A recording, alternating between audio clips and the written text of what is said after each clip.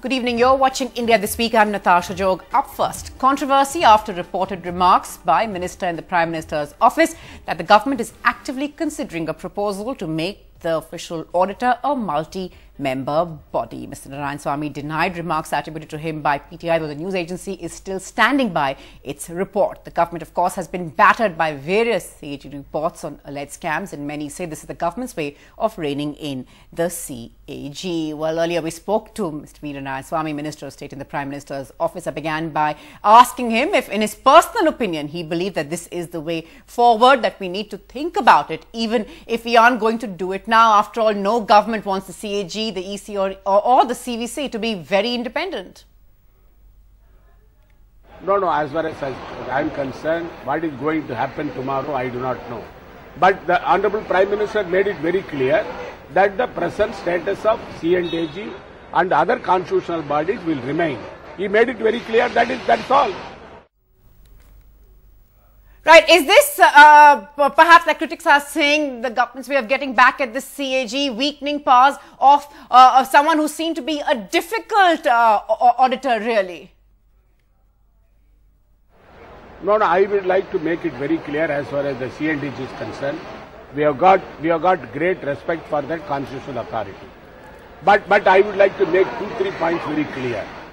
The CAG has to function within the constitutional framework that has been given to them, like any other constitutional body, even like ministers and the other constitutional bodies like Election Commission. But what is happening, before the report of the CAG draft report is submitted before the Parliament, under the constitutional provision, it is leaked to the media. Who is leaking it? It is for the CAG has to answer that point. You might have seen some of the reports which they have been giving interview after submitting before the Parliament. CAG, due to our enthusiasm, they are showing the report to the media like any other public personalities. It is not their duty. They have to do their job and then they have to submit a report before the Parliament. The Parliament in its wisdom sent it to the Public Accounts Committee. The Public Accounts Committee will go into the paragraph given by the CAG and then they will submit a report to the Parliament. Then the government will start action. Right. Simply because the CAG filed a draft report, it will not come, it's giving anything as far as whether there is corruption or mismanagement cannot be proved. It has to be proved before the parliamentary committee only. Right. The auditor, of course, would argue that they're just doing their job. They, of course, haven't spoken on how the reports are being leaked, but making the government really uncomfortable. You're suggesting that perhaps they are overstepping their reach, but is dilution of powers really the answer? Not to mention it's going to require a constitutional amendment. No, nobody is now going to have a dilute the power that has been given to constitutional bodies, including CAG. This is the creation made by some people, because one thing I found, CAG or any other constitutional body cannot question the wisdom of the government, the policy making decision of the government. They cannot criticize the policy making decision of the government. It is not their mandate. They cannot give their view outside, because they were also part of the government, part of the system earlier. They were also working in the government. Now suddenly the wisdom has dawned on them and they are talking about the government, about the policy decision. In fact, madam, I would like to make one point clear. I would like to make it very clear to the people of this country.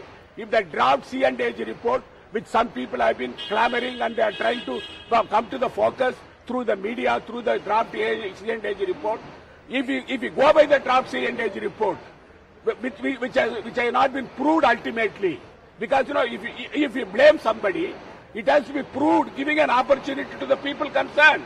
Without giving an opportunity, and if you say that this man is a culprit, because several reports, thousands of reports have been submitted again in the central government, in the state governments.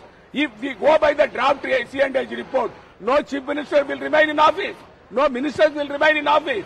But they have, of course, in the past raised very valid questions, very valid concerns. You're, of course, questioning figures, saying, prove it, take it to Parliament first. But the fact of the matter is that we've heard the CAG himself says, look, we're not cheerleaders of the government. Do you believe that your reaction, your response would have been the same had there been not so many uncomfortable questions asked? The relations between the government and its top auditor at an all-time low, sir.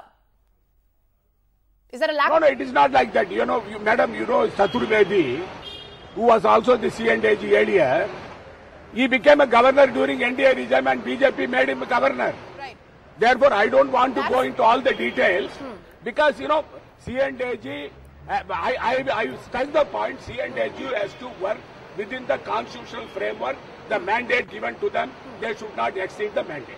Right, and we of course heard people in the government say that the present CAG also perhaps taking instructions from political bosses. None of these charges are substantiated. You're of course saying that when reports are leaked, many of those reports not substantiated either, those charges not substantiated, you need to present proof. But of course all of this just really joining the dots, not having too much proof either. But thanks very much, sir, for speaking to us with all of that. Clearly the bitter battle on you're saying that for the moment, no efforts underway to clip the powers, to curb the wings really of the top auditor, as it were. But that debate, of course, rages on.